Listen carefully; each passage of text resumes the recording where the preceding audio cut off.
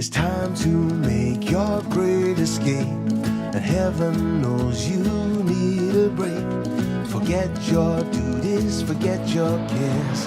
It's good to get away.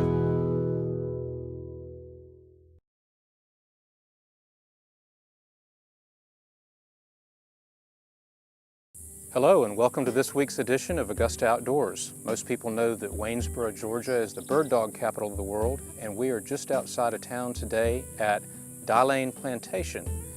And we're going to be visiting with Steve Kiles, who is the Georgia Department of Natural Resources manager of the Di-Lane Wildlife Management Area.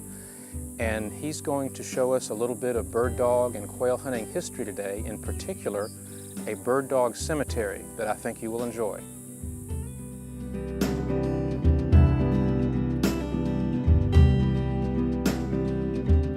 Steve, tell us a little bit about this property, and one thing I was curious about is why do they call it Di-Lane Plantation? Well, it actually got its name from a man named Henry Barrow. Mr. Barrow was from the Barrow Pencil Company, which a lot of folks have heard of, Eagle Pencil, from New York. He was looking for a place to do field trials, and he bought this piece of property down here. It was the Kilpatrick and Davis plantations. At one time, he combined both of them.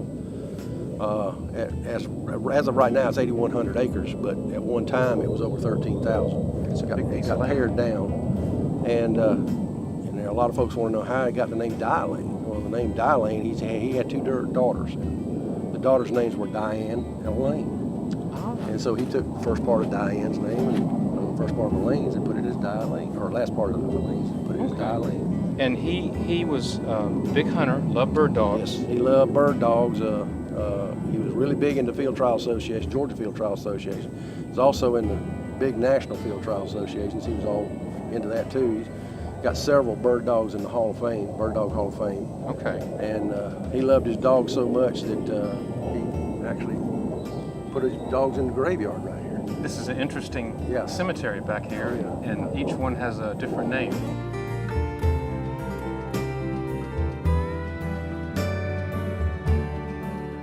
And how many dogs did they keep down here? At one time, he had a 100-dog kennel right over here. 100 dogs in one place? 100 dogs in one place. How many people had to take care of them? He had seven, I know of at least 7 handlers. Okay. Because he built 7 houses on this place just for the handlers to stay in. That's a lot of dog food. Yeah, but the thing of it was, is he also had a woman hired. She lived in a house right on the other side of the kennels, and her full-time job was to cook for the dogs. Not bag dog food, but No, to actually cook home-cooked meals? Yes, a hamburger, steak, and pork. Wow. And that was her full-time job, was to cook for those dogs. What breeds are mostly buried here? Mostly what's in here is English pointers. There are some English setters. There is a Cocker Spaniel that was a family pet. There are a couple of cats, and that's pretty much it. Okay. Let's go take a look at some of the stones. Okay.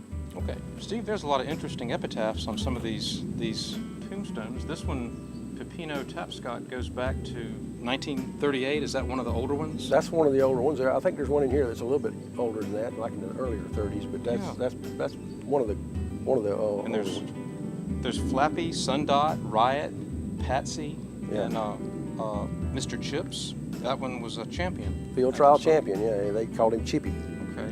And I guess in looking at some of these epitaphs, this might have been bird dog heaven, but they had some problems. There's 2 that are poisoned. Right.